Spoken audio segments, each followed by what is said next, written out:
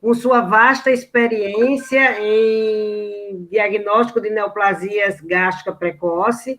Esse será o tema da nossa reunião, onde teremos uma mesa redonda e virtual para discutirmos e debater sobre esse assunto tão importante.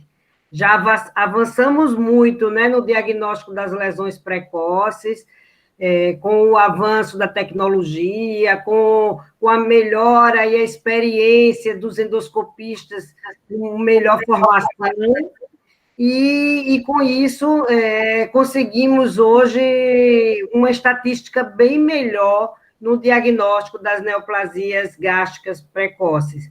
Só que ainda estamos muito longe do mundo oriental e cada dia estamos aprendendo, cada dia estamos treinando, e hoje contaremos aqui com o doutor Luiz Maruta, que irá fazer sua apresentação. Teremos debatedores e moderadores, doutora Luciana, também médica, endoscopista, diagnóstica e terapêutica com formação no Hospital da Universidade de São Paulo.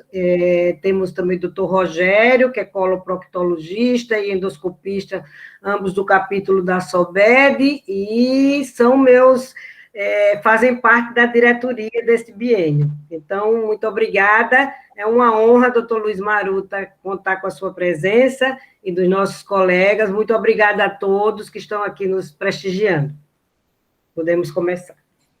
Boa noite a todos. Eu queria agradecer a Eleusa, a Luciana e o Rogério pelo gentil convite, e o Herbert, que eu estava conversando com ele agora aqui. Para mim é um prazer estar com vocês aí. Eu estive há pouco tempo aí participando do projeto em Piranhas e me senti em casa. Que bom. Aliás, o Herbert tem que me convidar novamente, que está acabando a pinga que ele me deu. Mas é um prazer estar com vocês. Eu tenho estudado o câncer gástrico precoce há longo tempo, e eu acho que com essas novas tecnologias, nós estamos conseguindo aprender um pouquinho mais, sabe? Não estou querendo vender tecnologia ou não, mas eu acho que assim, quando nós utilizamos uma tecnologia mais avançada, potencializa um pouco a nossa deficiência no diagnóstico com os equipamentos convencionais, sabe? É isso que eu estou notando. Então, eu queria só mostrar a nossa experiência, eu mostrar muito pouco a tecnologia nova, porque eu entendo que nem todos ainda possuem essa tecnologia. Então, vou enfatizar a endoscopia com luz branca e a tradicional, a cromoscopia tradicional, falar sobre o diagnóstico de câncer gástrico, ok? Então, eu vou compartilhar a tela. Se vocês tiverem alguma dúvida, vocês podem...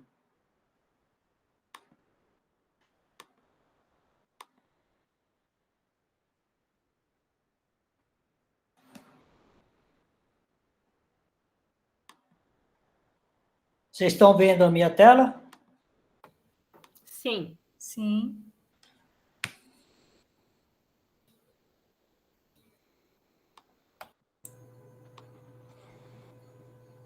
Então, eu vou falar principalmente sem o uso de recursos avançados. O que é recursos avançados? É a imagem de altíssima resolução, que mesmo com a aplicação de zoom de 140 vezes, ele não perde muito a nitidez da imagem, né? Daqui à direita, nós podemos visualizar os vasos. Esse é uma imagem de alta resolução, que eu apliquei um aumento digital dessa imagem, e você consegue visualizar perfeitamente os vasos nas criptas. Então, esse é os recursos avançados. Então, quando você tem um enantema, uma área de enantema, uma endoscopia convencional, a ferramenta que nós temos agora é a realização de biópsia. Eventualmente, fazer a cromoscopia para você tentar visualizar se tem alguma depressão ou um serrilhamento das bordas dessa lesão aqui, para você definir se é câncer ou não, sabe? Mas, infelizmente, nós temos conseguido fazer o diagnóstico sem uso de ferramentas avançadas com a biópsia. Então, esse é um exemplo de como que a tecnologia avançada pode nos ajudar, ser útil. Então, os principais tipos histológicos, grosseiramente, nós podemos dividir o câncer do tipo bem diferenciado, são aqueles cânceres que formam estruturas ou papilíferas ou tubulares. Então, esses cânceres são denominados câncer bem diferenciados. E o indiferenciados, de forma genérica, são aquelas que não têm estrutura definida. Então, eles podem ser microtubular, pode ser em anel de Sennett, ter mucinoso ou forma completamente sem nenhuma estrutura, sem nenhuma anaplástico.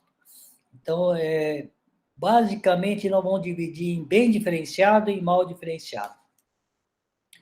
A classificação de câncer precoce mais utilizada é a classificação morfológica japonesa, que é contemplada na classificação de Paris, que é a subdivisão do tipo elevado, superficial e tipo deprimido não, escavado, desculpe. Então, as formas superficiais são subdivididas em superficialmente elevado, tipo totalmente plano e o tipo deprimido. Então, são as formas 2A, 2B e 2C. Tipo 1 é a forma elevada, céssio, é um pólipo, é um tipo polipóide. Eu vou mostrar a seguir alguns exemplos. E existem as formas mistas, que são muito comuns, são a maioria não, muitos cânceres precoces se apresentam na forma mista. Então, esse não é bem um exemplo do tipo 1, que geralmente o tipo 1 é um pouco mais elevado. Então, essa lesão poderia ser confundida com o tipo 2A. Mas, como ele tem mais que 5 milímetros de altura, eu deixei aqui como exemplo. Geralmente, a superfície dele é um pouco irregular, as bordas tem um pouco de denteamento irregular, e pode ter friabilidade e ter sangramento ao toque com a pinça ou com o aparelho.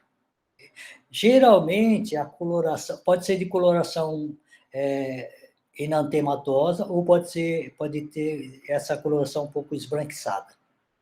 Quando é muito esbranquiçada, nós podemos fazer o diagnóstico diferencial com adenoma gástrico, que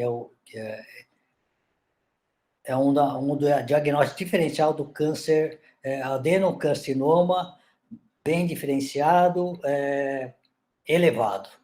Aqui nós vemos uma nodulação, né? É como se fosse uma lesão de crescimento lateral de colo multinodular. Então, essa é o formato do tipo 2A. Aliás, a classificação das lesões de colo é derivada da classificação da neoplasia precoce gástrica. Então, essa é a forma. Quando vocês virem essa lesão, podem fazer o diagnóstico de câncer, porque ele tem bordas irregulares, é multinodular e tem formatos diversos dentro da estrutura. Aqui são dois exemplos de carcinoma do tipo 2A. Para essas lesões elevadas, eu julgo que o índigo carmim é extremamente importante, porque ele se deposita nas áreas mais deprimidas ou em volta da lesão, promovendo um realce facilitando a visualização, por exemplo, dessa lesão, que nós não temos uma visualização correta da borda. Frente a uma lesão nessa situação, com esse formato, obrigatoriamente nós temos que fazer diagnóstico de uma neoplasia. pode ser um adenocarcinoma ou pode ser um adenoma. Por que eu estou afirmando categoricamente que é uma neoplasia? Porque as bordas são irregulares, ele tem um formato de uma lesão elevada plana, tem uma irregularidade na superfície. Então, não é um pólipo hiperplásico. Não é o formato não é de pólipo hiperplásico.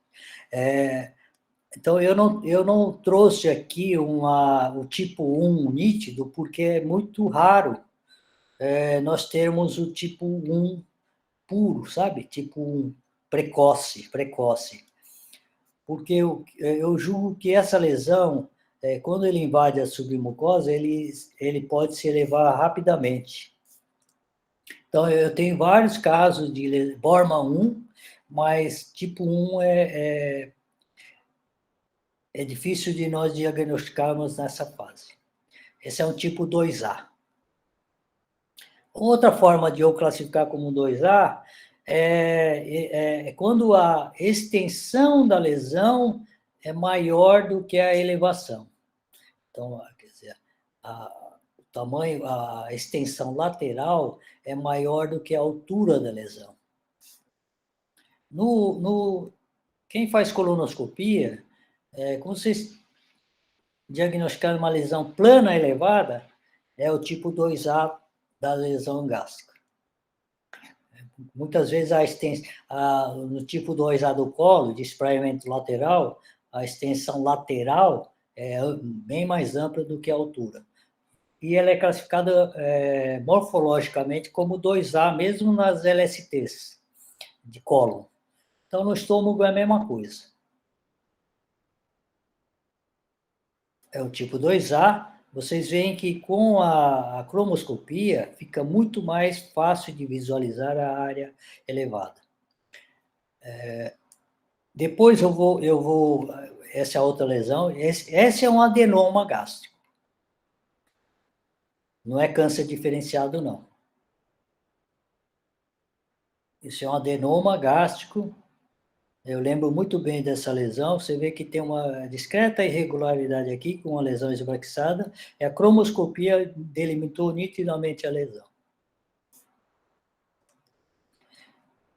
Você vê que não é tão simples de fazer o diagnóstico diferencial.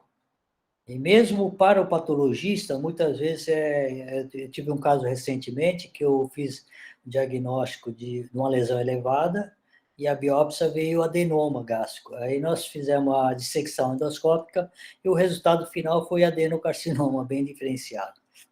Então, mesmo o patologista pode se enganar.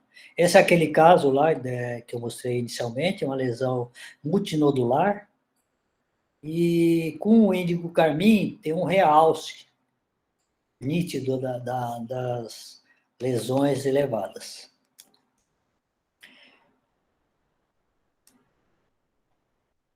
Mais para frente, eu vou falar sobre a caracterização desses cânceres diferenciados, ok?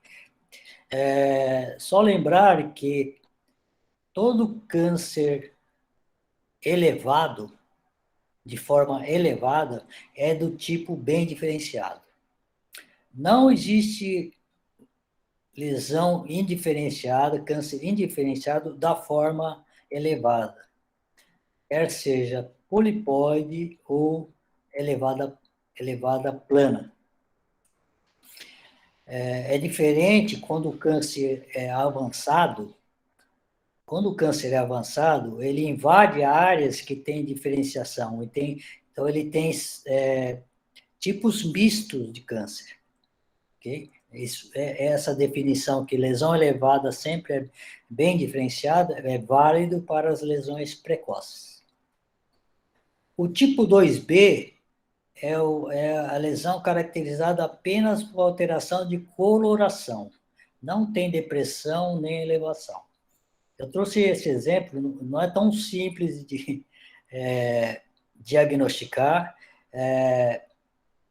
Eu tenho um outro caso que é duvidoso, que eu possa classificar como lesão puramente 2C, 2B, porque geralmente ele apresenta uma discreta depressão. Aqui, ó, apesar de estar com face, o que nós chama atenção é uma visualização de uma área mais clara, é onde está localizado esse câncer aqui. Esse câncer foi diagnosticado com magnificação de imagem e cromoscopia, por isso que eu tenho consegui fazer esse diagnóstico, mas é muito difícil, sem a magnificação de imagem e cromoscopia, nós definirmos que seja câncer. Então, se nós conseguirmos visualizar essa hipocromia aqui, já é um grande passo para nós tentarmos identificar a lesão do tipo 2B, apenas com a luz branca.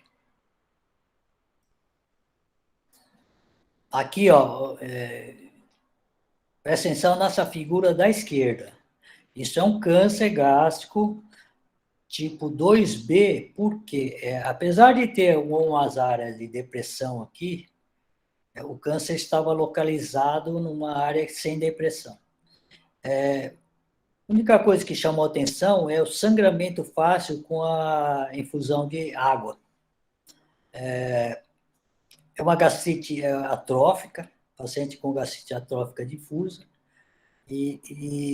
na verdade, eu só fiz o diagnóstico com certeza, porque eu apliquei a magnificação de imagem e a cromoscopia eletrônica. Aqui tem todos os parâmetros que definem o câncer gástrico através da endoscopia por zoom. Mas vamos, como nós estamos dando aula de endoscopia sem recursos avançados, essa imagem aqui que vocês têm que tentar identificar. Se vocês virem local de sangramento espontâneo, biopsia esse local. A cromoscopia com índigo carmim, nessas lesões planas, não costuma ajudar muito. Infelizmente, nós temos que biopsiar essa região aqui que sangra e aguardar ver o resultado anatopatológico. Isso eu estou falando quando não tem depressão nítida. Porque quando nós temos depressão ou elevação, eu acho que é muito mais fácil de nós falarmos, isso é uma área, lesão suspeita de câncer. O padrão é o mesmo, é uma área deprimida, que a borda dessa depressão é irregular e às vezes tem irregularidade no fundo na área deprimida. E tem um enantema, alteração de coloração na área deprimida. Essa é uma lesão muito pequena. Quando nós conseguimos visualizar a depressão, então nós devemos suspeitar de um câncer precoce.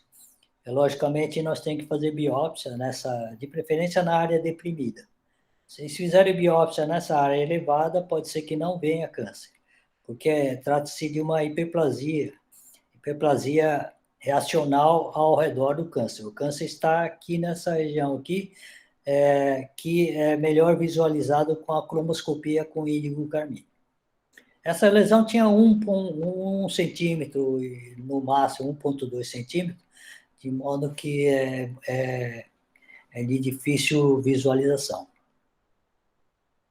Aqui é uma gastrectomia B2, que apresentava uma área de depressão visível.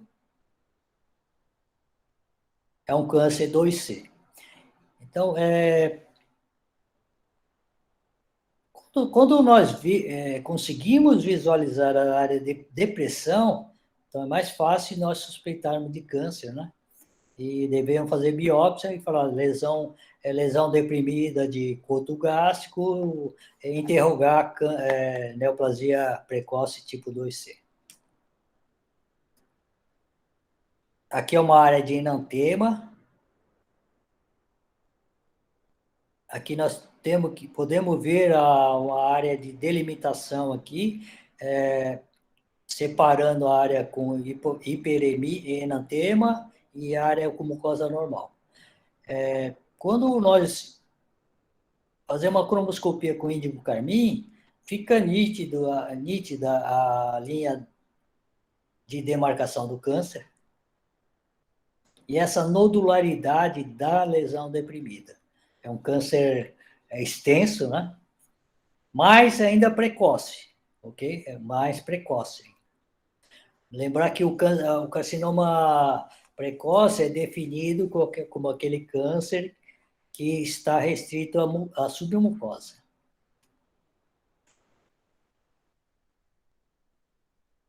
Diferente de ser tratável endoscopicamente, ok? Para ser, para ser elegível para o tratamento endoscópico, a invasão da submucosa tem que estar restrita a 500 milimicras, 0,05 milímetro. Isso nas formas bem diferenciadas. Eu não vou entrar no detalhe do tratamento endoscópico, mas essa definição aqui é uma região de úlcera hemorrágica. Esse paciente veio com sangramento por causa de uma hemorragia digestiva alta, e ao examinar a lesão, dá para ver uma área deprimida ao redor dessa úlcera, com nodularidade e enantêmio, ok? E aqui com o índigo carmim, você vê que houve uma demarcação nítida da área do câncer, que às vezes essa lesão, se você olhar muito de perto essa lesão, você vai fazer o diagnóstico de uma úlcera péptica hemorrágica. Só que nós temos que ter uma visão um pouquinho panorâmica e analisar essas convergências de pregas e possíveis áreas de depressão ao redor. Eu vou mostrar um caso mais à frente. Então, quais são as alterações nas pregas que nos levam à suspeita de câncer que seja neoplásica a depressão? É o afilamento, o apagamento das pregas, a presença de nodularidade na área deprimida, fusão de prega, denteamento das pregas e alargamento das pregas e interrupção das pregas. Essas são as alterações que, quando tem convergência de pregas, é mais fácil de você identificar o câncer deprimido. Por que tem convergência de pregas? Ele indica que já teve uma úlcera prévia no local. A cicatrização dessa úlcera promove a convergência de pregas. Aqui é uma figura de livro de uma úlcera, né? E aqui ao redor nós vemos uma área de irregularidade.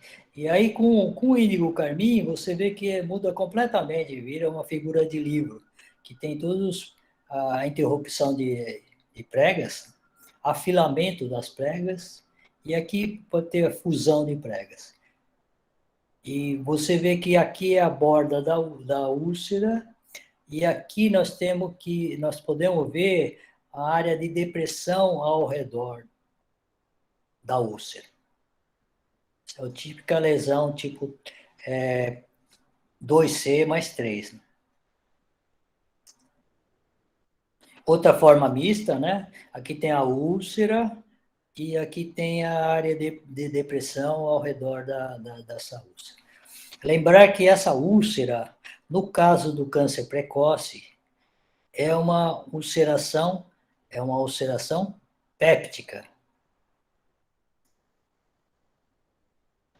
Ao contrário do Bormann 2, o que acontece é uma ulceração numa área de neoplasia.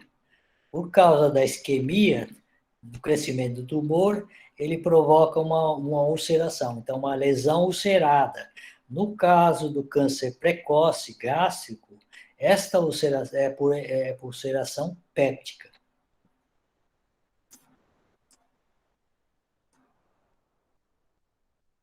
Aqui, ó, esse é o caso que eu falei que ia mostrar. Era uma úlcera hemorrágica, veio na urgência, e o local de sangramento é nesse local. Só que prestando bem atenção, nós vemos que longe da área da úlcera tem uma convergência de pregas com com as alterações descritas nas alterações do pregueado.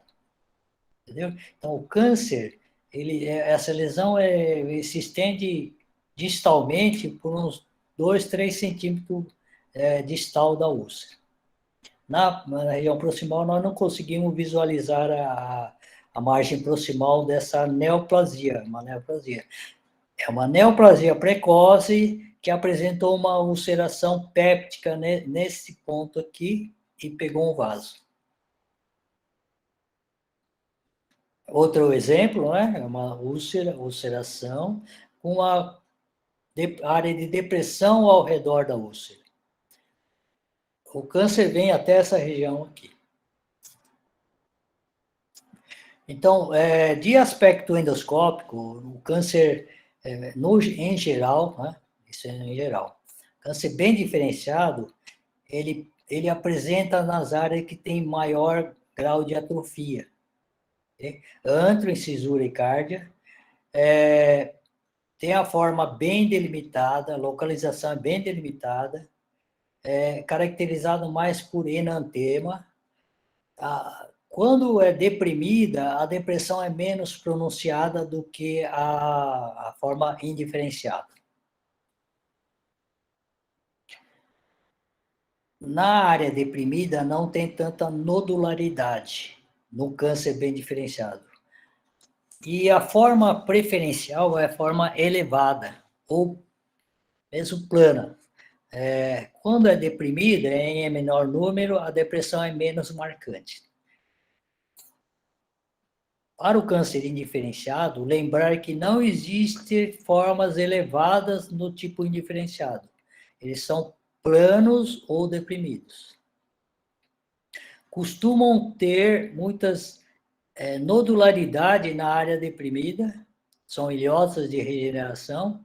A depressão é mais pronunciada do que a forma bem diferenciada. Ele pode se caracterizar por hipocromia ou enantema. Ele apresenta a forma difusa e está presente mais nas áreas com mucosa trófica. Eu vou voltar ao slide aqui só para mostrar qual que é o câncer indiferenciado e qual que é típico de bem diferenciado. Essa é indiferenciada. Essa provavelmente é indiferenciada. Mas esse é o típico de câncer indiferenciado. É a típica área, a típica lesão de câncer indiferenciado. Este é o típico a depressão do câncer diferenciado. Ele é menos pronunciado a área de depressão.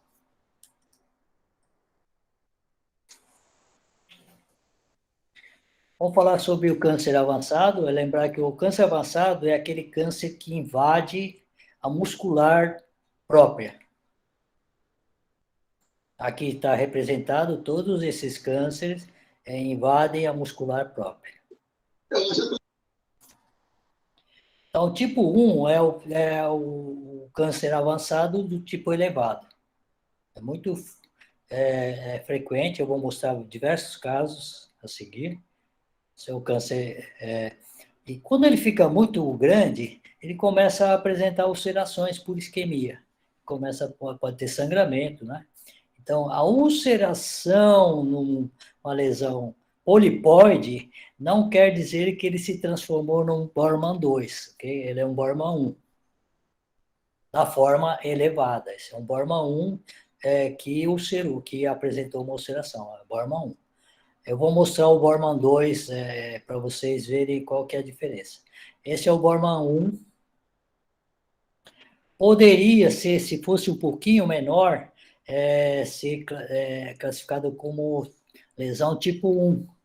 Mas, no geral, essas formas elevadas, eles avançam mais rapidamente, sabe? Então, é mais difícil nós diagnosticarmos o tipo 1 do câncer gástrico precoce. Esse é o Bormann 2. O Bormann 2 é uma neoplasia ulcerada localizada, né? Totalmente localizada, e as bordas são elevadas. É diferente de uma forma polipóide que ulcerou. Essa já nasce como se fosse uma ulceração, uma neoplasia. Esse é um Bormann 2, porque é uma neoplasia que tem bordas elevadas e é bem localizada. Nessa área aqui, não há nenhuma dúvida que se trata de um câncer avançado. Esse é o Bormann 2. Esse já é o Bormann 3. Na região proximal, ele tem a tendência a ser localizada, mas a borda distal está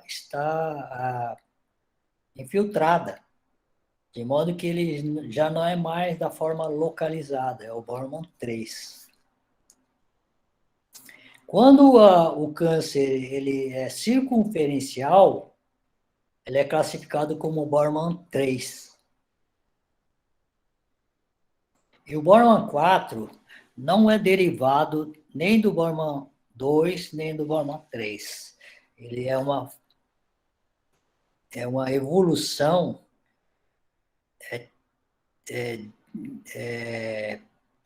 diferente do Bormann 1, 2, e ele se caracteriza pela infiltração difusa da submucosa.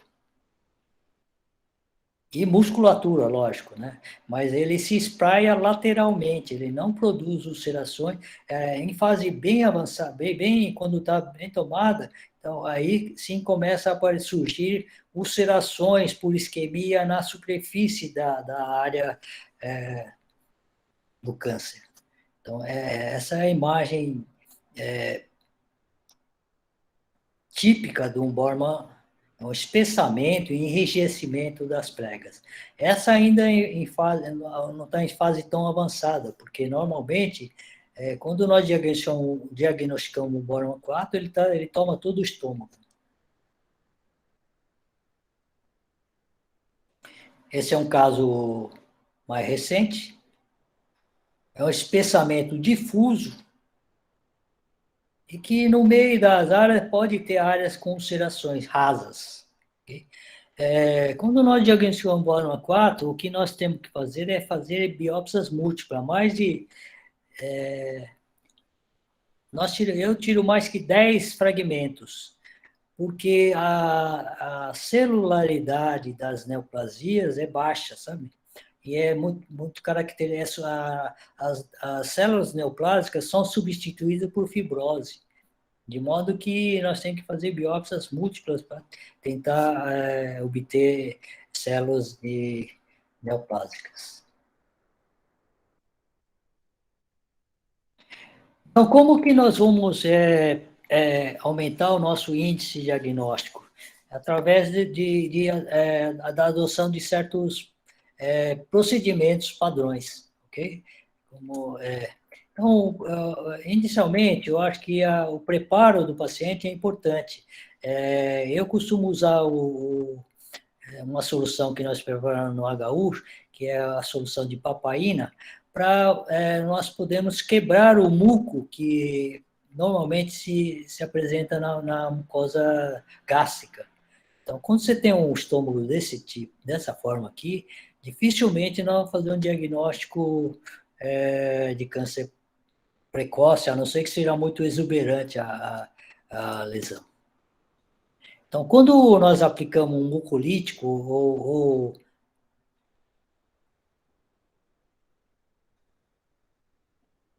uma substância que degrada o muco fica quebradiço, de forma que você, infundindo água aqui, você consegue remover esse muco, facilitando o exame da mucosa. E nós, no Hospital Santa Cruz, nós evitamos realização ao máximo, quando possível, nós evitamos a realização de exame em conjunto com a colonoscopia, porque às vezes nós encontramos o colo, o estômago dessa forma aqui. Forma uma camada espessa de muco.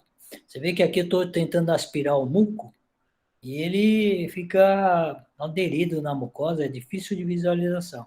E é mais fácil de visualizar com a cromoscopia eletrônica.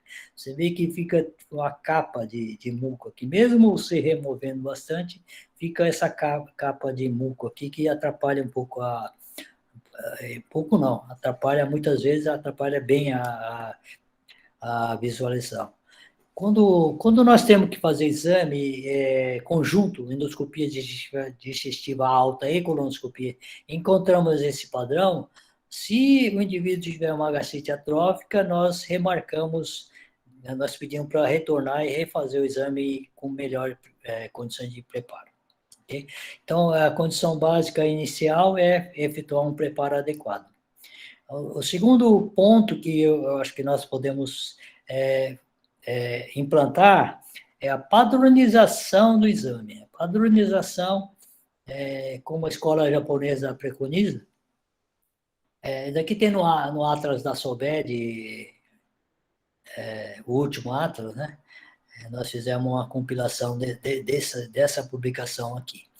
Então, padronizar a tomada de fotografia e assegurar que todos os segmentos do estômago sejam examinados e fotografados. Okay? Então, tem 2 fotos do duodeno, 5 do corpo inferior, 4 da região pré-pilórica, 4 da região proximal do antro, 4 do corpo distal, 4 do corpo proximal, e na retrovisão, no corpo médio, e na retrovisão nós temos 5 imagens, do cárdia 3, no mínimo 3 imagens, e um pouco a distante do cárdia 4 imagens. Essa é a padronização adotada no National Cancer Center, e tem a função, para quem é chefe de serviço de ensino, serviço que tem ensino, serve para nós avaliarmos a qualidade dos exames que estão sendo efetuados pela equipe. Okay? E serve também para os endoscopistas mais experientes checarem os exames se há alguma suspeita de alguma lesão que foi passada despercebida por um endoscopista menos experiente. Okay? Então, e a terceira função dessa padronização de documentação é o seguinte: o exame é realizado periodicamente, anualmente ou cada 2 anos. Então, quando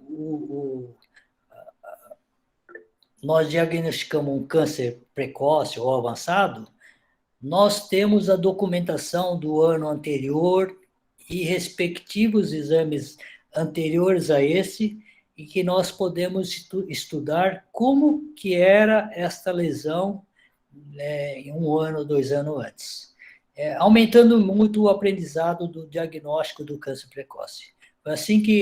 Foi dessa forma que a escola japonesa aumentou o conhecimento do diagnóstico do câncer em fase inicial.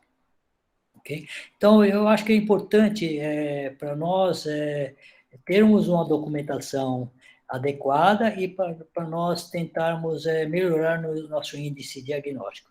Esse é o segundo passo que eu estou preconizando. Só para mostrar aqui o que permite essa padronização, quando você faz a padronização, você vai poder visualizar áreas que às vezes pode passar despercebido. Por exemplo, aqui é um câncer precoce de cárdia, uma lesão muito pequena. Muitas vezes a gente faz o exame muito rápido e esquece de examinar o cárdia mais de perto, né? Então, essa padronização permite que você faça esse diagnóstico, facilita com que faça esse diagnóstico. Essa lesão, por exemplo, é um câncer precoce gástrico, é situado no fundo gástrico. Aqui não está mostrando o cárdia, mas aqui o cárdia está nesse posicionamento. Aqui é o fundo gástrico. Muitas vezes, no exame, se nós fizermos rapidamente, vamos examinar o cárdia e examinamos o corpo distal, o corpo médio distal, o antro, piloro, duodeno, o antro, piloro é mais fácil de visualizar, mas existem os pontos cegos, pontos mais difíceis de visualização, que é a parede posterior de antro proximal, a incisura angular face anterior do corpo, face anterior do corpo distal, e a região do fundo gástrico, parede anterior, parede posterior do fundo gástrico. Então, tem que prestar atenção nessa. E o cárdio. Muitas vezes, nosso aparelho está com problemas e não faz a angulação total. Então, né, nessas ocasiões, eu acho que o risco aumenta de nosso exame. Então, só lembrar que qualquer elevação numa mucosa atrófica, qualquer, deve ser biopsiada. Okay? Aqui era um neo de cárdia, não está bem focalizado, mas ele tem um neo de cárdia, mas contíguo à neoplasia de cárdia, tinha essa elevação no corpo proximal, com áreas mais elevadas, multinodulares. Era câncer, nesse local não era invasivo, obviamente. Provavelmente tratava-se ou de um câncer duplo, ou um câncer, mesmo câncer, só que nessa região aqui ele era mais superficial. Então, são neoplasias. Esse seria o tipo 1 de câncer.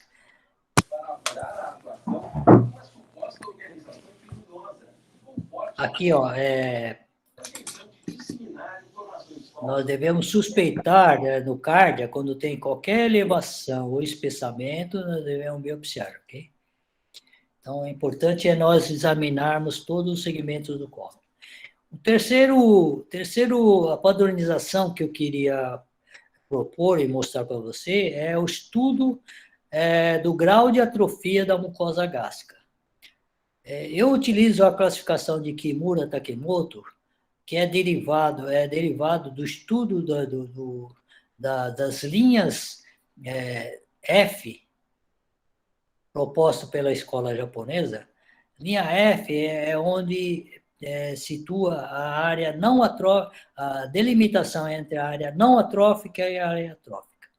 Lembrar que a atrofia, ele progride do antro em direção ao cárdia e do cárdia em direção ao corpo, a pequena curvatura e corpo gástrico. Então, Kimura classificou a atrofia em tipo fechado, que é C1, C2, C3, que é de closed, e aberto, open, ok? Quando é O1, a atrofia abrange toda a pequena curvatura do estômago.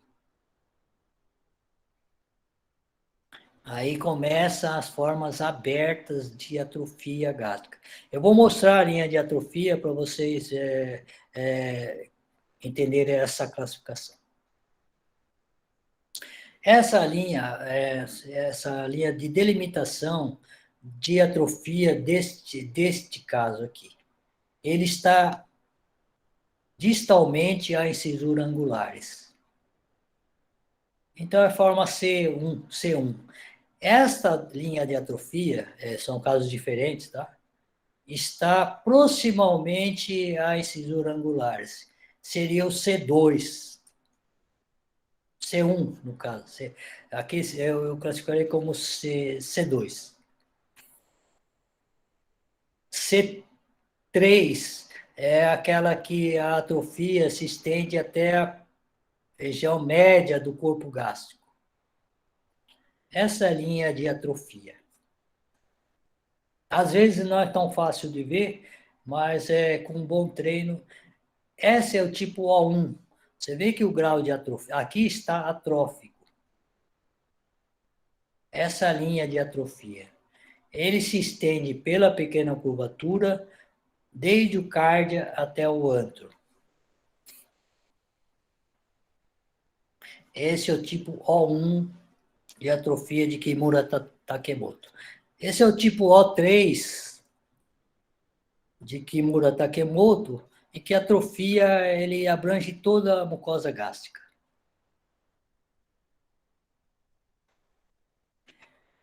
Por que esse passo eu julgo que é importante? Porque na prática, eu avalio o grau de atrofia e essa publicação de Matsuyama, que analisou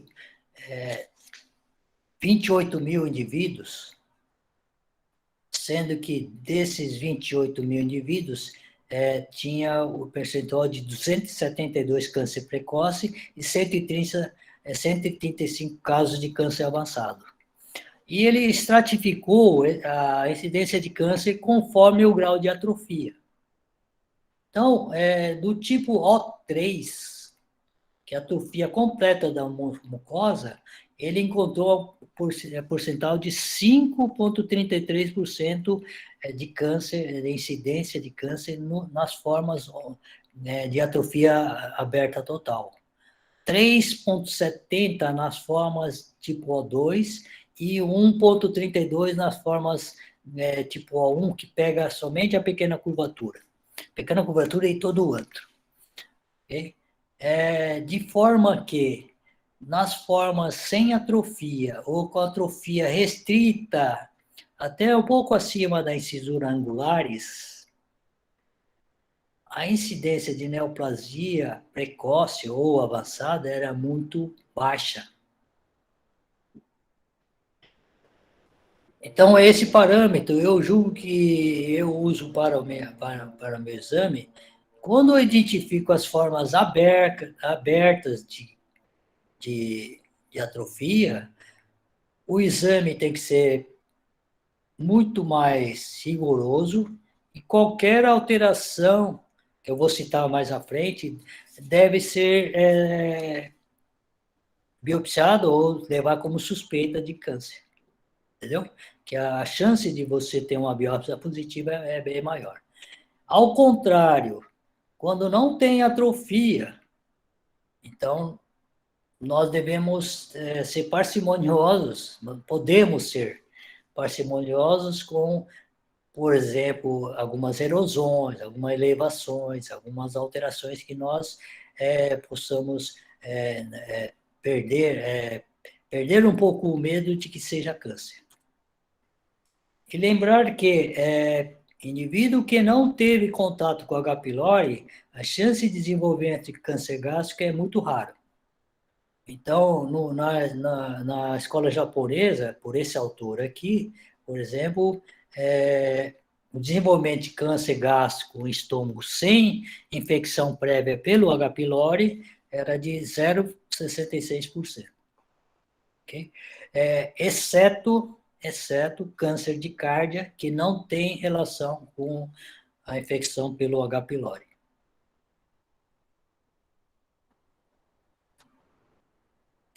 Tem uma lesão descrita, sem atrofia ainda, que é essa gastrite nodular, que tem vários casos descritos no Japão, de incidência de câncer da forma indiferenciada, nesses indivíduos com gastrite nodular.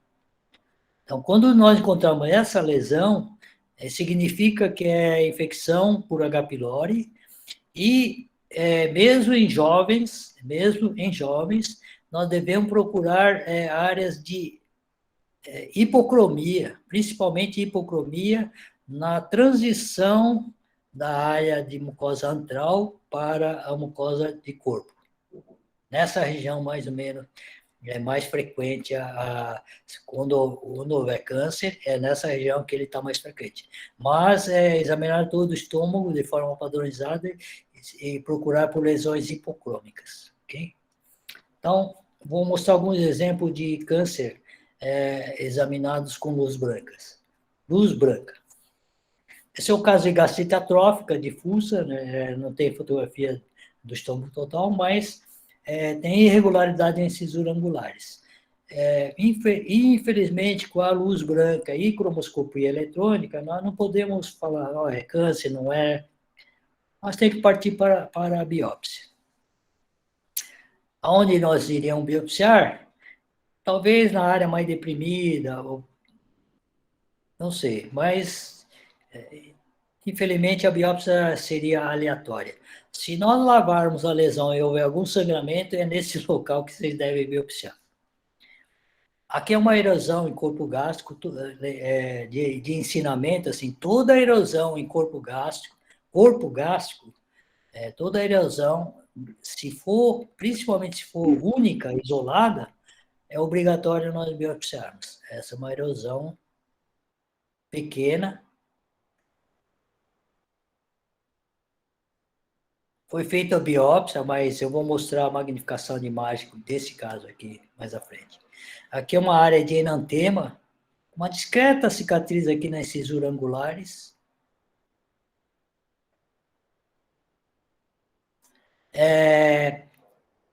Se eu fizesse esse exame aqui, eu biopsiaria por causa dessa cicatriz.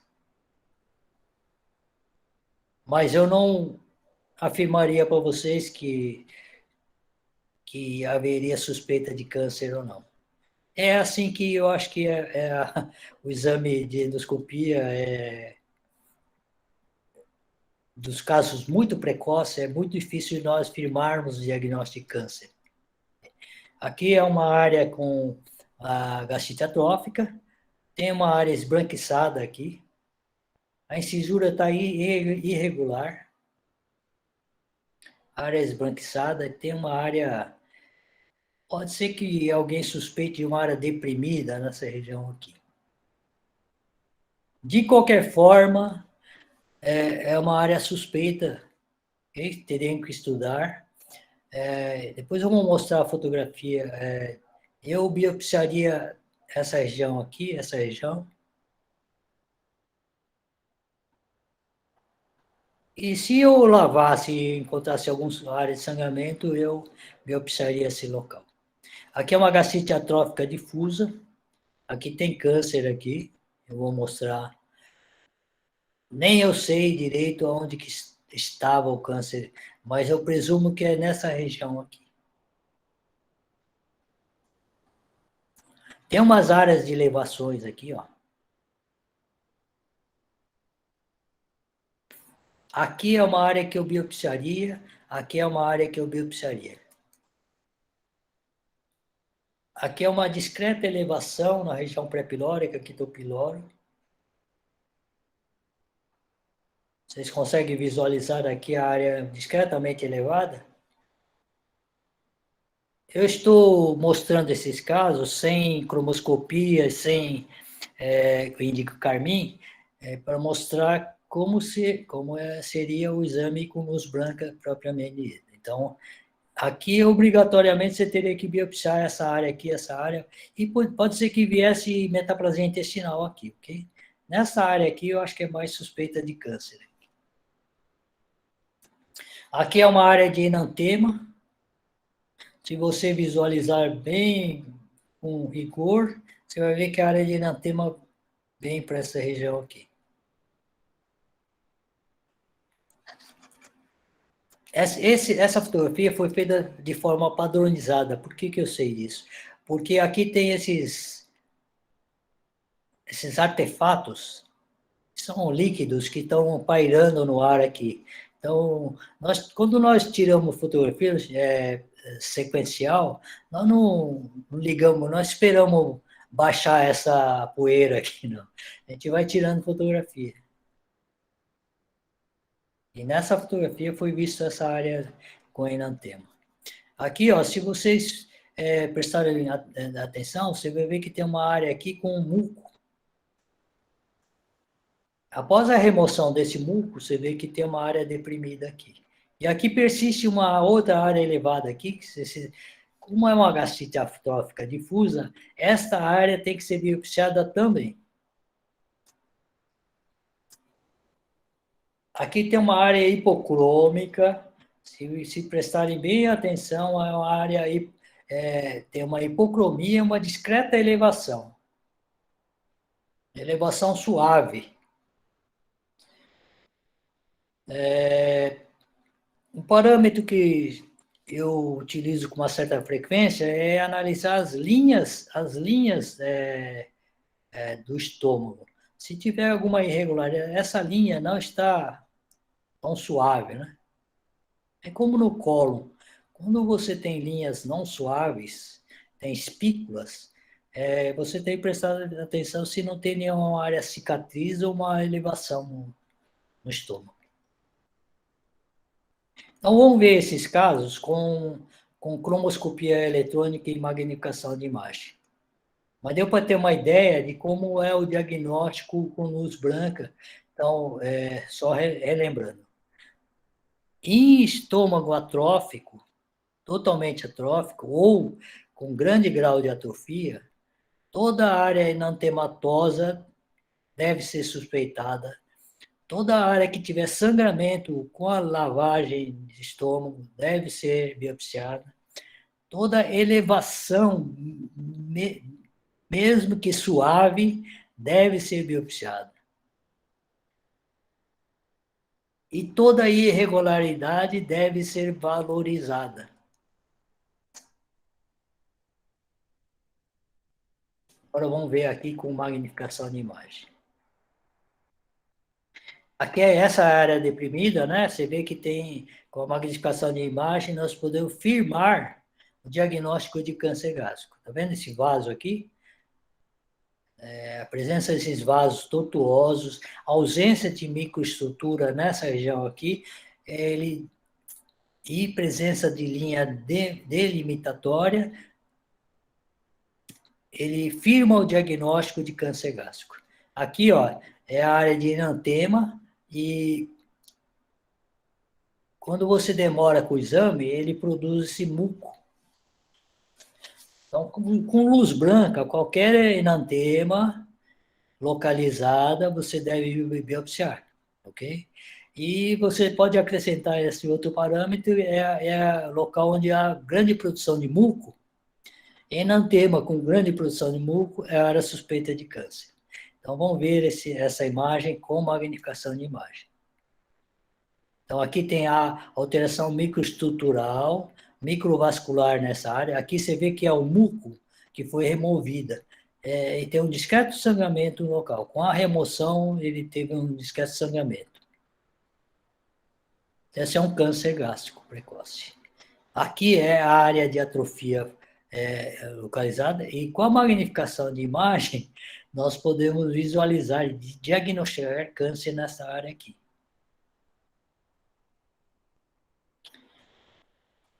Muito difícil de nós, eu afirmar assim, o câncer está aqui. Eu estaria induzindo vocês a um raciocínio não convencional. Na verdade, quando tem um grau de atrofia avançado, nós devemos prestar atenção em biopsiar todas as áreas suspeitas. Ou utilizar essa magnificação de imagem. Aqui, ó, uma área com presença de muco, apresenta-se hipocrômico, mas na verdade é presença de muco, ok? A área de hipocromia se estende lateralmente aqui.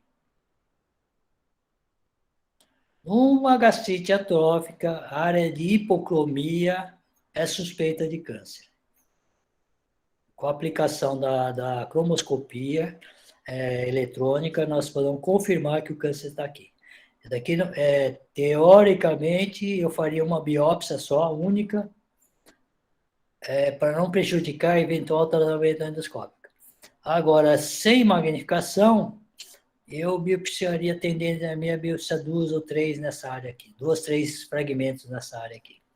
Daqui é aquele caso das cisuras angulares. Você vê que com a magnificação de imagem eu posso dirigir a biópsia para a área mais suspeita, que situa-se nessa região aqui.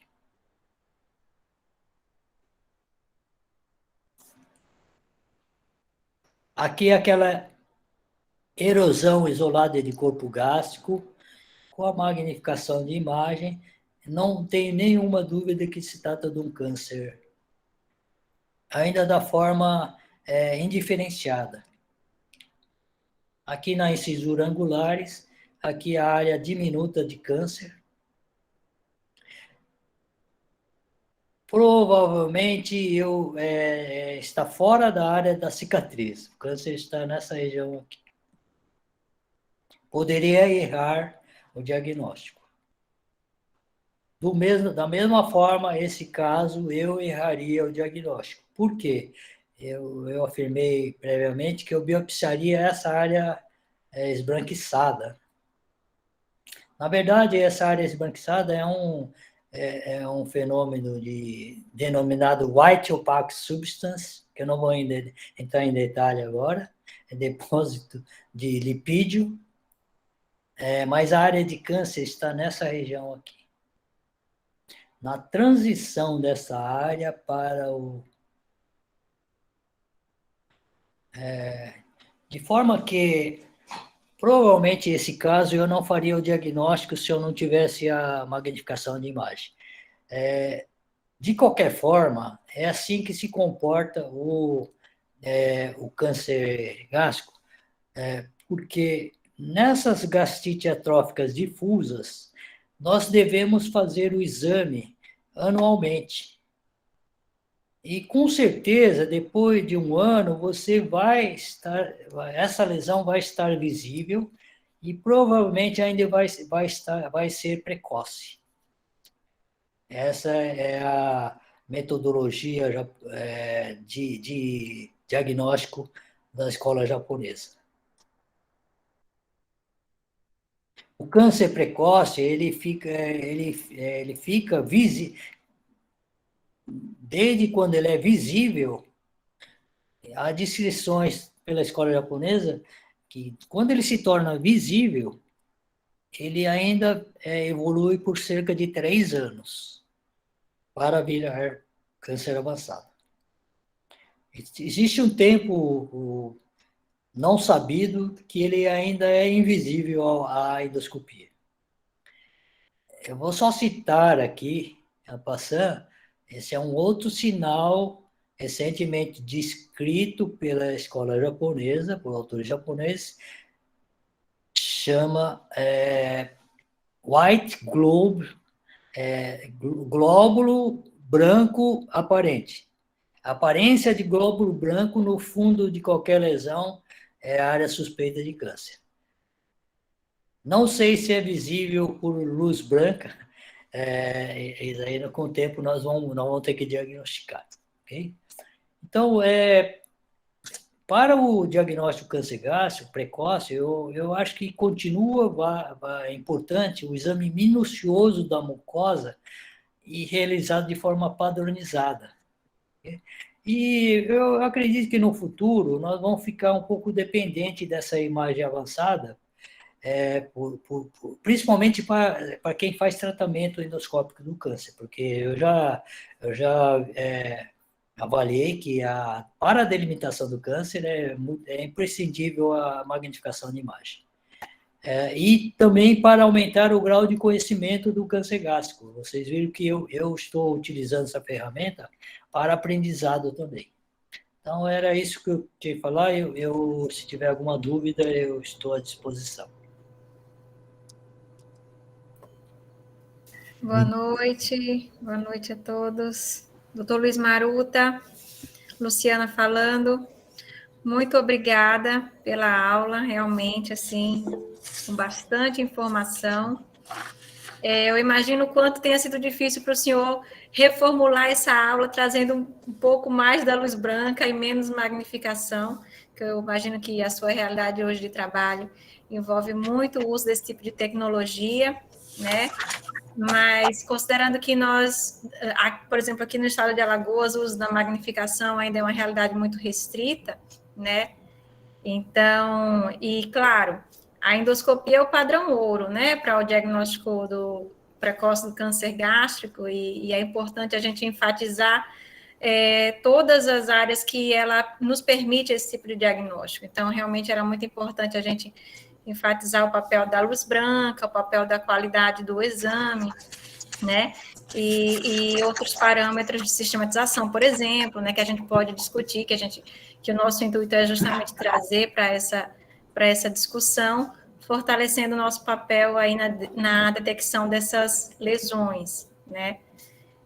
Muito obrigada pela aula, e gostaria de perguntar para o senhor o que o senhor, assim, reforçaria, assim, de pontos chaves para o endoscopista, na prática, no dia a dia, otimizar essa detecção de lesões suspeitas, né? Considerando que sem o uso da magnificação a gente não vai conseguir discriminar, né? A gente ainda vai precisar da biópsia, né? Mas como aumentar essa taxa de detecção de lesões suspeitas, considerando que a incidência desse falso negativo, né, desse intervalo de 3 anos, por exemplo, chega a 25% em algumas casuísticas, né?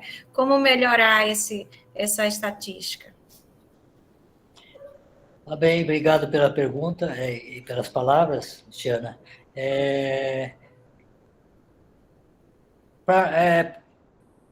Mesmo para mim, é um aprendizado contínuo, sabe? Eu tenho grande experiência pela minha idade, logicamente, e sempre tentei aprender a diagnosticar câncer gástrico, desde a época das clínicas, que eu era assistente lá, eu me dediquei ao diagnóstico do câncer precoce. Porém, eu confesso que tenho muita dificuldade mesmo. E então, o que eu consegui melhorar não, desculpe. O grau de frustração era tão importante porque que eu derivei também estudar bastante colo, né? Então, eu faço muita exame de colonoscopia e porque eu tive mais facilidade de diagnosticar o câncer precoce de colo do que o de estômago. Mas com essas novas tecnologias, eu estou tentando aprender mais sobre o câncer gástrico. Então, é um duplo caminho, sabe? Ele me ajuda a entender melhor como que ele se apresentava mais precocemente. Então, para que eu, como sugestão, que eu estou ensinando agora, a partir dessa melhora do meu índice diagnóstico através da magnificação, valorizar o grau de atrofia. Segundo, lavar bem o estômago, porque quando a gente lava o estômago, e se houver algum ponto hemorrágico, esta área deve ser examinada com cuidado e eventualmente ser biopsiada, sabe? Mesmo você não visualizando nenhuma lesão. Terceiro ponto é bom, a padronização do exame, eu acho que chover no molhado, né? Deveria ser todos fazer essa padronização. Mas muitas vezes nós estamos com pressa e às vezes nós deixamos pontos sem examinar. Então eu acho que se a gente nós devemos nos policiar, sabe? Então serve para isso a padronização. Então, lavar o estômago, valorizar o grau de atrofia e tem mais. Quando você tem o estômago todo atrófico, perca mais tempo e faça mais biópsia. Esse é o ensinamento que eu estou transmitindo, mesmo porque eu já vi vários casos que eu não havia visto câncer. E com a magnificação, falou assim, olha o câncer aqui, não tinha visto. Eu mostrei um caso aí que eu não teria feito o diagnóstico se eu não tivesse a magnificação e cromoscopia. Mas eu acho que, assim, é um ensinamento que eu estou falando. Quando tem um gastite atrófica importante, biopsiar qualquer alteração. Infelizmente, vai ficar mais... vai ter mais serviço patologista e fica um pouco mais caro o exame, mas eu acho que vai valer a pena. Doutor Maruta, Rogério aqui também está moderando. Só queria antes avisar o pessoal, eu estou vendo algumas pessoas levantando a mão, se possível colocar as perguntas no chat, porque facilita para a gente fazer aqui na ordem, porque já tem algumas perguntas.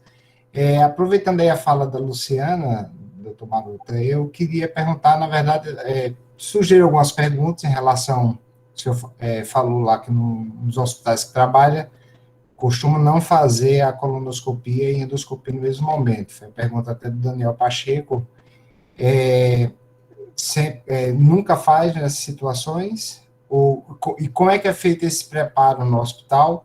Ou se existe algum dos preparos que o senhor já observou que dá para fazer os dois exames no mesmo momento, sem comprometer a questão da visualização, né, adequada aí do estômago? E aí eu complemento também, que o senhor fala que lá tem uma solução de papaína. Como é que é feita essa solução? Provavelmente ela é manipulada, né? Sim. Essa questão de fazer o exame conjunto é uma tendência, de forma que eu não posso me negar a fazer quando eu não tenho opção, ok? Mas, quando eu encontro em alguns pacientes, ele fica esse muco espesso com o manitol, sabe? Então, o exame é prejudicado, assim, porque eu não consigo limpar esse muco, que ele é muito espesso. De forma que eu sugiro para o paciente refazer o exame em período menor de segmento. Principalmente se o indivíduo tem gastrite atrófica. Entendeu? Então, quando eu tenho a opção, por exemplo, no HU, nós sugerimos não realizar o exame conjunto. Mas não é obrigatório, eu acho que tem indivíduos que viajam no interior para vir fazer em São Paulo, então nem sempre é possível. Mas quando tem opção, nós apresentamos a opção para o paciente. Okay? Então, essa é a padronização. Em questão à papaína, a papaína é um alimento, né? Um produto alimentar. Ele é vendido aí em casas, armazéns, né? Eu vou passar a fórmula. Essa fórmula está descrito no Atlas da SOBED, esse último Atlas. Eu não vou passar de cor, porque eu vou errar. Infelizmente, eu tirei o slide que tinha a fórmula da papaína. Mas nós fizemos um estudo lá no HU, e o resultado foram muito, muito bons, porque nós não temos aqui a substância que é utilizada no Japão para a quebra desse mucolítico. Por exemplo, a acetilcisteína, chegaram a usar assim para... Já, o estudo foi comparativo com a acetilcisteína e com o Luftal. Então, o resultado é completamente diferente. Okay? Papaína se eu não me engano, é 1 grama, só que nós preparamos 1 litro, né? Sim. Água morna, papaína e um pouquinho de bicarbonato de sódio. Perfeito. Para potencializar a ação da papaína. Eu passo para a Luciana aí a fórmula, e a Luciana se encarrega de distribuir para a Eleusa também, para você distribui para o pessoal todo, tá bom? Perfeito. Mas tem no livro da SOBED.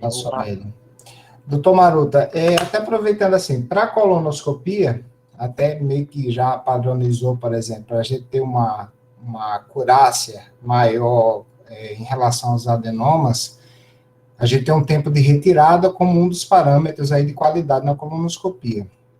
Para a endoscopia alta, como é que o senhor encararia assim, em relação a um tempo adequado de exame? Porque o que acontece? Na nossa prática diária, nosso mercado aqui, a gente trabalha muito com convênio, obviamente, para ter uma remuneração adequada, a gente trabalha com volume, né? E a gente termina, às vezes, até na informação do paciente, não, a endoscopia é diferente da coluna, porque a gente tem um tempo de exame mais rápido, é mais tranquilo, mas a gente sabe justamente nessas lesões o quanto esse tempo pode comprometer o diagnóstico. Então, o que é que o senhor acharia assim, de tempo adequado, o que é colocado como um tempo adequado para um exame com uma boa qualidade? Ok, nós já fizemos esse estudo na prática, porque nós também fazemos exame de convênio, cada um tem uma tarefa a cumprir. E nosso tempo médio de realização de exame é de 8 minutos de exame. Não tenho as sociedades não fizeram uma padronização de qualidade baseada em tempo, mas eu acho que o nosso padrão é de 6 a 8 minutos em geral. Nós perdemos mais tempo quando existe a gastrite atrófica difusa, do tipo aberto, O3, aí nós perdemos mais tempo. E quando o estômago está muito sujo, tem muito muco, aí nós perdemos mais tempo. Mais por conta da necessidade de ficar removendo a sujidade. Mas eu acredito que o tempo ideal é de 6 a 12 minutos. Perfeito. É suficiente. Não é maior, não, porque a grande preocupação é assim, nós vamos demorar muito mais fazendo esses endoscopia com equipamentos mais modernos, mas não houve esse aumento, não. Ok. Tem várias perguntas aqui que eu vou adiantar, aproveitando também várias pessoas aqui parabenizando pela apresentação, Ingrid Torres, Tiago Martins.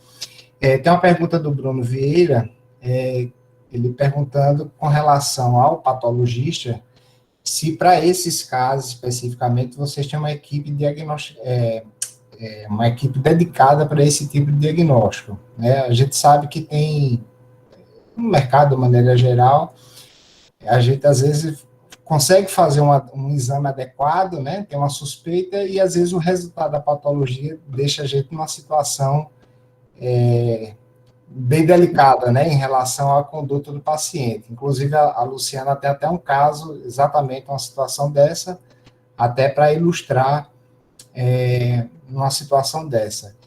E como é que seria feito? Lógico, normalmente a gente faz uma reavaliação desse laudo, ou, se não, até repetir o exame quando paira algum tipo de dúvida. Como é que normalmente o senhor e o seu serviço conduz nessas situações? Esse é um problema sério, mas nós tivemos um problema semelhante, porque nós trabalhamos com uma equipe que era dedicada e era seguir a escola japonesa, não sei se vocês conhecem o professor Kiyoshi Iria, doutor Filadélfio Venco, Roberto Ibrahim. Na verdade, a escola que o professor Iria fez aqui em São Paulo, ele deixou uma boa leva de patologistas com boa experiência nessa área de patologia gástrica, sabe? Então, nós temos essa maior facilidade. Então, é importante essa troca de ideias, nós fazermos reuniões conjuntas para nós melhorarmos e eles também melhorarem, sabe? Então, eu acho que, infelizmente, nós vamos ter que conviver com esse tipo de dificuldade, mas eu acho que quando tiverem alguma dúvida, assim, procurar patologistas de referência em doenças gástricas, sabe? Então, tem o Heinrich, de Brasília, que eu acho que ele tem uma experiência fenomenal, e aqui em São Paulo tem a equipe antigamente era diagnóstica, e eles venderam o laboratório, eles ficaram sem sem atender a gente. Aí nós sofremos esse problema também. É generalizado. E o doutor Kiyoshi iria estar se aposentando, então, felizmente aqui nós temos bons patologistas ainda em São Paulo, só que muitas vezes nós não temos acesso a eles, por problemas comerciais. Sim. Eu vou aproveitar antes de passar as outras duas perguntas, que são relacionadas à cromoscopia, até para a Luciana ilustrar esse caso. Luciana, se apresenta, por favor. Isso. Então, doutor Luiz, eu até tenho um caso aqui para trazer para discussão e colocar para o grupo. Inclusive, não tenho imagens, porque o exame, ele tinha a documentação de imagens que deixava, assim, bastante a desejar. A paciente vinha com 6 fotos muito distantes, fez uma endoscopia para avaliação de dispepsia, foi identificado um pólipo de antro. Essa era a descrição de um pólipo de antro, uma paciente de 47 anos, e ela já me procurou com o histopatológico desse pólipo, descrito como menor do que 1 centímetro, como um adenocarcinoma intramucoso, né? Esse pólipo foi descrito pólipo de antro, eu não sabia exatamente a localização dessa lesão, né? Me vi, né, dentro com um diagnóstico de um câncer precoce, né, sem saber exatamente o ponto onde essa lesão estava localizada, né, e acabei fiz a endoscopia de reavaliação e pedi uma revisão dessa lâmina. Na endoscopia de revisão, fiz a cromoscopia com índigo carmim, né, e aparentemente não deu para identificar onde seria o ponto de origem desse pólipo. Pela imagem também não dá para identificar em qual parede do antro, especificamente, que esse pólipo estava localizado. Eu acredito que era em parede anterior, né, próximo ali daquela região de incisura, mas não tenho como afirmar, não tenho essa informação. E na revisão de lâmina, essa lesão veio como um adenocarcinoma moderadamente diferenciado, intramucoso, né? Foi feita polipectomia com pinça. Eu não tenho a delimitação de margens, de margens livres, né? Porque foi por pinça, mas a princípio a informação que é passada na lâmina nessa revisão é que ele é intramucoso. O que o senhor sugere nesses casos, né? Lógico que, assim, é importante a gente manter o segmento, né? Mas vejo que a paciente ela tem uma lesão moderadamente diferenciada, né? E exatamente não sabemos em que ponto essa lesão está. Como que o senhor sugere o manejo dessa situação? Então, nesses casos, eu só queria alertar a todos o seguinte: no estômago, é diferente do colo. Quando nós encontramos uma lesão elevada, principalmente quando é elevada plana, não polipóide, aqueles pólipos, eventualmente você pode fazer uma polipectomia. Mas no estômago, nós não devemos fazer polipectomia, e sim tirar biópsias. Porque a chance de ser uma neoplasia é razoável.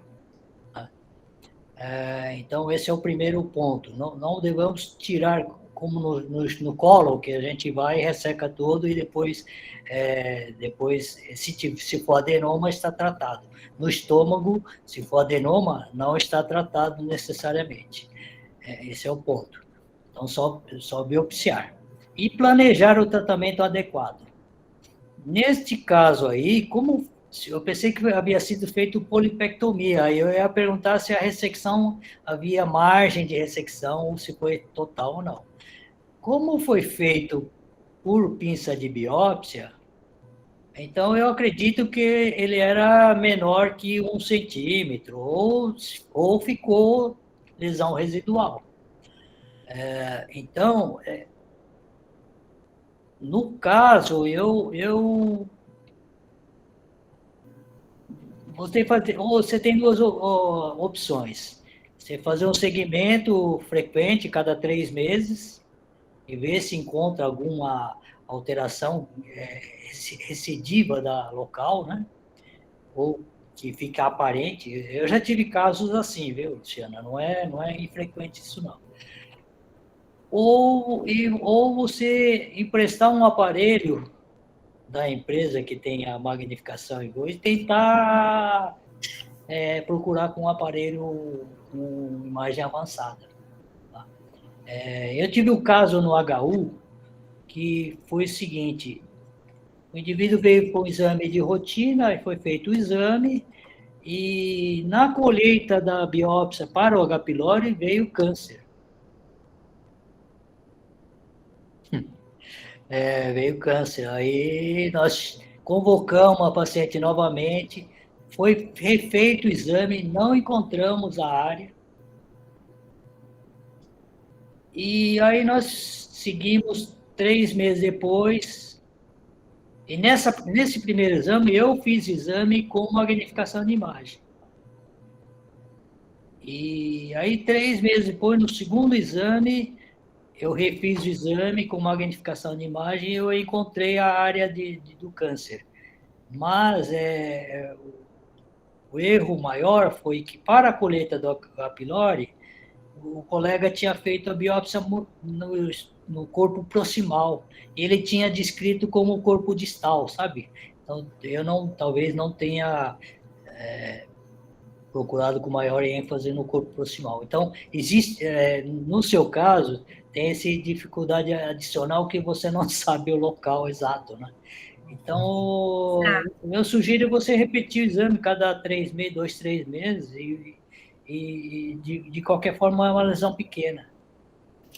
É isso que nós estamos fazendo, né? Essa paciente vai para o segundo exame agora, né, de acompanhamento, vai repetir novamente com 3 meses da última endoscopia. E engraçado que essa paciente eu fiz a avaliação, né? Já fui para o exame já preparada para estratificar a atrofia, para identificar focos de risco, e ela não tinha uma atrofia importante, né? E aí, lembrando daquela associação, geralmente, do bem diferenciado com áreas de atrofia, a gente não encontra isso, e essa paciente está como moderadamente diferenciado. Então, eu fico na dúvida, né? Tá, só complementar a minha apresentação, eu esqueci de mencionar isso. Na antiga escola japonesa antiga, existia esse conceito que a área com mucosa atrófica, o câncer é bem diferenciado. A área com mucosa própria, trófica, câncer indiferenciado. Isso não está valendo mais. O câncer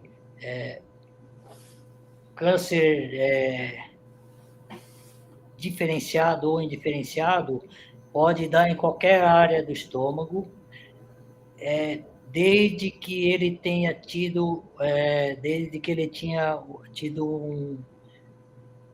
uma gastrite atrófica provocada pelo Helicobacter pylori. Tá? Então, o fato de ser mal diferenciado, bem diferenciado, não quer dizer que ele esteja em área atrófica, não. Uhum. Uma boa informação. E só reforçando, assim, que a gente fala muito, né, da magnificação, né, realmente a magnificação, nesse caso, faria muita diferença para identificar o sítio dessa lesão, mas identificar a parede onde está a lesão, né, a gente ter mais cuidado na descrição, ou tomar tempo durante o nosso próprio exame, eu acho que isso é o que traz para a gente, né, essa reflexão, né, justamente nesses casos, para a gente tomar um pouco de mais atenção, maior detalhamento, né, nos laudos, sempre que possível, justamente para ajudar na detecção e localizar melhor essas lesões, no caso dela vir sugestiva de malignidade, né. Muito obrigada, viu, doutor Luiz, pelos seus comentários. A gente vai retomar para as perguntas, né? Doutor Rogério, quer trazer alguma pergunta? Tem uma pergunta aqui do Dr. Fábio Ramalho, que é sobre ele falando, ele questionando nos serviços que não dispõem de cromoscopia digital e magnificação,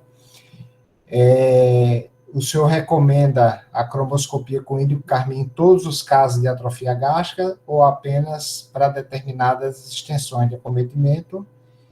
E se tem experiência do índigo carmim associado com o ácido acético, como sua rotina, né, de cromonoscopia? Ótima pergunta. Eu acho que se você tem uma gastrite atrófica, para lesões elevadas, então vou falar como que eu enxergo. Primeiro, antes de você infundir o índigo carmim, tem que visualizar se tem alguma área com enantema ou hipocromia. Porque no momento que você joga o índigo carmim, esse parâmetro, principalmente de hipocromia, você perde. Ok? Porque as lesões tipo 2B, ele não tem depressão nem elevação. Após esse passo, nós jogamos o índigo carmim um pouco mais diluído, não tão forte, porque ele vai realçar as áreas elevadas e, eventualmente, áreas deprimidas. Então, agora, o ácido acético, eu acho que ele pode ser útil, eu quando uso diluído junto com o índigo carmim. Só que o ácido acético tem um porém, tem que ser bem diluído, faz uma diluição bem abundante, porque o efeito dele é somatório. E eu já reparei que se você não for rápido, então quando você infunde o ácido acético, você tem que examinar rapidamente, porque o edema que ele provoca, ele nivela todas as irregularidades da mucosa gástrica, ele fica tudo demasiado e você vai perder o ponto forte dele, que ele acentua as criptas, as alterações das criptas. Só que, se você demorar um pouco mais, ele demacia tudo e fica um pouquinho... perde a nitidez da mucosa, do relevo. Doutor Luiz, aproveitando que a gente está falando sobre cromoscopia, eu tive a oportunidade de aprender bastante com o senhor lá naquele mutirão de Piranhas e vi que o senhor usa bastante o índigo praticamente na sua rotina, né? E gostaria que o senhor passasse para a gente como que o senhor faz, como é que o senhor prepara essas diluições usando o índigo carmim, por exemplo, na sua prática? Eu utilizo o índigo carmim a 2%, né? 0,2%, desculpa. Eu preparo a 0,5%, e aí eu faço a diluição no ato. Só que eu aprendi utilizando o índigo carmim na frente do endoscopista. Eu mando manipular, então eu tenho 1 litro ou meio litro de índigo carmim, eu despejo num copo descartável, um recipiente que eu vou jogar fora, porque eu não posso reutilizar, certo? Então, a partir do momento que ele está na minha mesa e eu utilizar, vai ser descartado. Então, é assim que eu utilizo, mas eu deixo disponível na frente do endoscopista, senão ninguém vai utilizar. O senhor dilui ele meio a meio, depois que você preparou ele a 0,5? Fica tipo a 0,25? No geral é meio a meio, mas eu uso um volume grande de índigo, né? Na verdade, é assim, ó. Quando eu já encontrei a lesão, eu diluo um pouco menos. Quando eu estou fazendo um exame de rastreamento, por exemplo, um gastrite atrófica, eu quero ver se tem alguma área elevada ou deprimida, eu diluo mais, entendeu? E para ele ficar bem ralo e eu só ver a reentrância. Por isso eu não sei te dizer assim, usa isso, mas cada um deve se adequar. Não uso muito concentrado, porque aí ele fica muito escuro, a mucosa fica muito escura. Joia. Obrigada. Continuando, só complementando aqui desse caso que a Luciana ilustrou, Aí, doutor Apolônio Carvalho, que é também um soldediano daqui de Alagoas, é cirurgião do aparelho digestivo, ele questiona se nesse caso daí, se talvez já não teria uma indicação para operar essa paciente, já que não tem, temendo aí a questão desse acompanhamento de não localização da lesão. Esse é justamente a dúvida, né? Porque a paciente tem 47 anos, a paciente está bem, e na endoscopia agora de controle, praticamente endoscopia normal. Se eu não tivesse visto o anátomo patológico, julgaria que a endoscopia dela é normal. Então, claro que a possibilidade cirúrgica é a principal dúvida, né? Mas, justamente, eu acho que o diferencial vai ser o acompanhamento mais próximo, para a gente conseguir identificar o sítio da lesão, conseguir acompanhar bem, considerando que é uma lesão precoce, né? E que nós temos essa possibilidade, né? De fazer esse acompanhamento, considerando que era intramucoso, então não tem o risco de metástase linfonodal é mínimo. Então, nós temos essa margem de tempo para definir, né? Sobre a possibilidade de um tratamento cirúrgico, né? Se for esse o caso. Mas, realmente, essa dúvida eu também tenho, né? Eu também tenho, e é justamente isso que eu venho conversando com a paciente, que nós estamos acompanhando de perto. Eu acho que o câncer gástrico, ele evolui lentamente, sabe? Nesse caso aí, é moderadamente diferenciado, ele é do tipo bem diferenciado, não é o indiferenciado, sabe?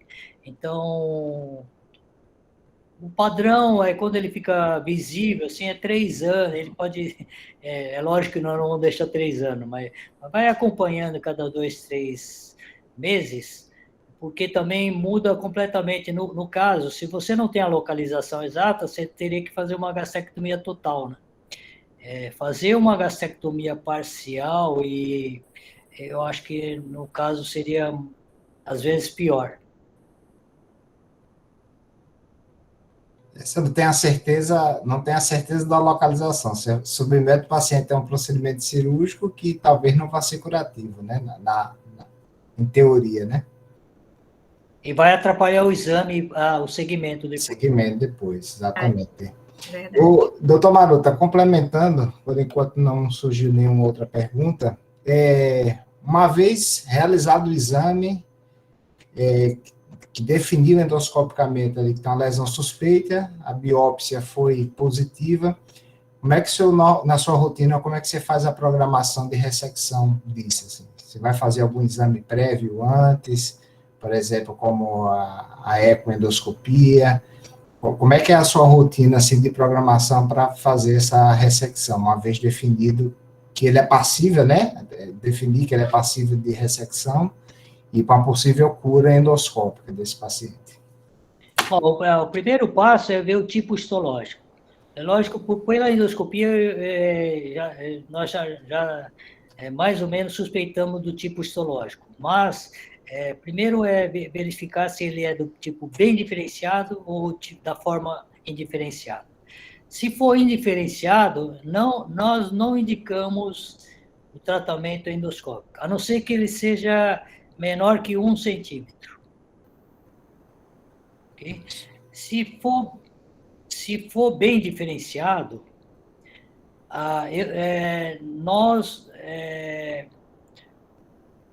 a realização de ultrassom endoscópico, ele não tem a acurácia para você diferenciar se ele qual o grau de invasão na submucosa, entendeu? Ele fala que ele pode falar que é na muscular ou invasão maciça da submucosa. Ele não consegue diferenciar SM1, SM2 ou SM3 com rigor de acurácia. Então, mesmo do Japão, eles fazem a ecoendoscopia para fins acadêmicos, mas eles confiam mais na visão endoscópica, no aspecto endoscópico e avaliação da lesão. Então, eles ficam visualizando se a rigidez da parede, quando vem a contração, ele se mobiliza por completo ou não. Se ele está restrito mais à camada superficial da mucosa, ou se ele já está fixado em planos profundos. E, logicamente, a avaliação do tamanho e localização da lesão. Quanto mais complexo a localização, você tem que fazer uma programação melhor para o tratamento adequado. Se for no antro, por exemplo, você pode tentar fazer mesmo no serviço, na rotina, em dias diferentes, lógico, porque você tem que ter a confirmação no Hospital Santa Cruz, o que nós fazemos? Nós fazemos um exame de avaliação na véspera ou próximo para estudo da linha de delimitação do câncer. Tá? Porque nós já tivemos casos que nós achávamos que o tumor era de um tamanho, mas com a análise da magnificação de imagem e cromoscopia eletrônica, nós modificamos a linha de ressecção. Então, esse estudo é importante. Nós não fazemos a marca, mas tiramos fotografia e nós já sabemos que a borda da lesão é mais naquela direção. Só lembrar que quando é câncer indiferenciado e você vai se propor a ressecar, você tem que fazer biópsia a meio centímetro da margem a que você acha que é a margem, para confirmar que não tem câncer naqueles pontos. Tem mais aqui o Fernando Costa, que é um gastroenterologista e também endoscopista aqui em Maceió.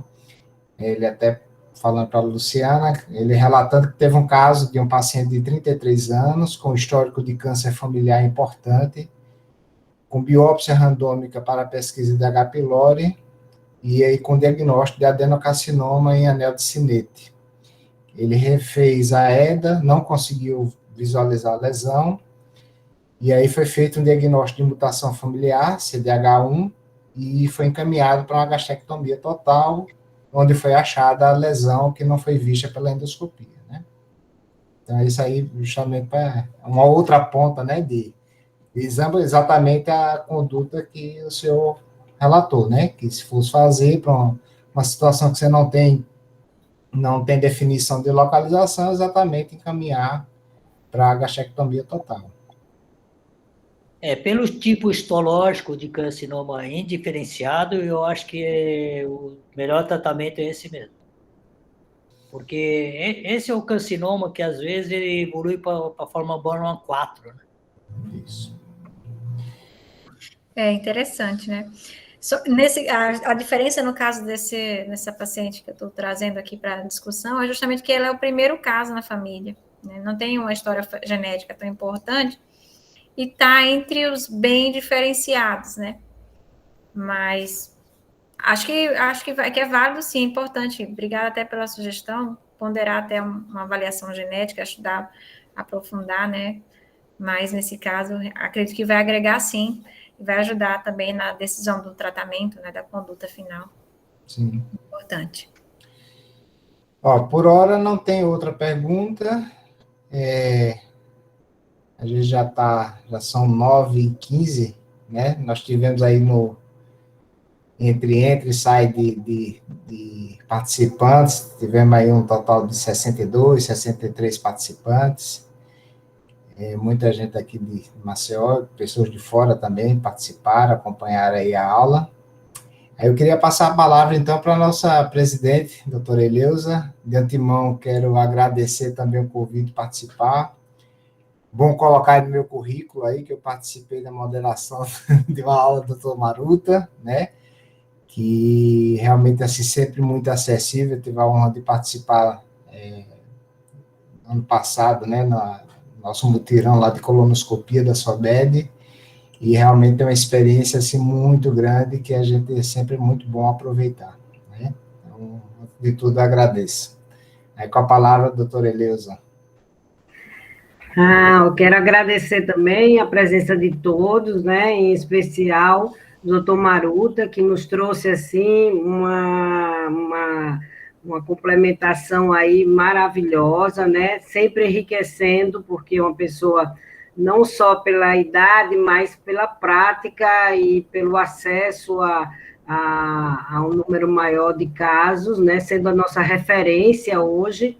E muito importante todas as discussões. Quero parabenizar esses jovens, Luciana, que eu admiro muito, né, e Rogério. Então, são pessoas que são gerações mais novas que cada dia prezam por um exame com mais detalhe e que serve também de referência para todos nós, suas participações. Muito obrigada a vocês.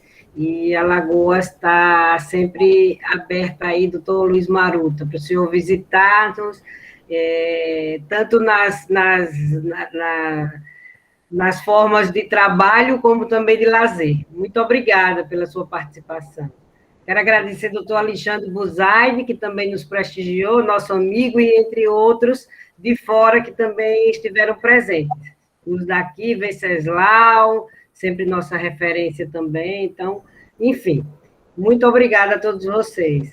Eu só queria mandar um abraço para o Venceslau e o Alexandre aqui. Estou vendo a imagem deles aqui. Um grande abraço aí, faz tempo que nós não vemos. E agradeço aí o convite e estou à disposição.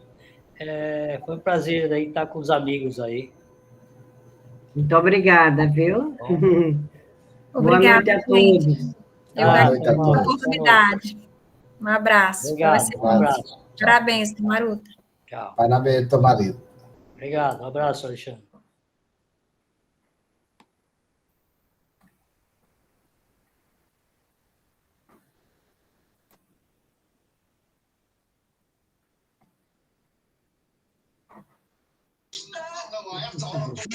Excelente, hein, Leozan?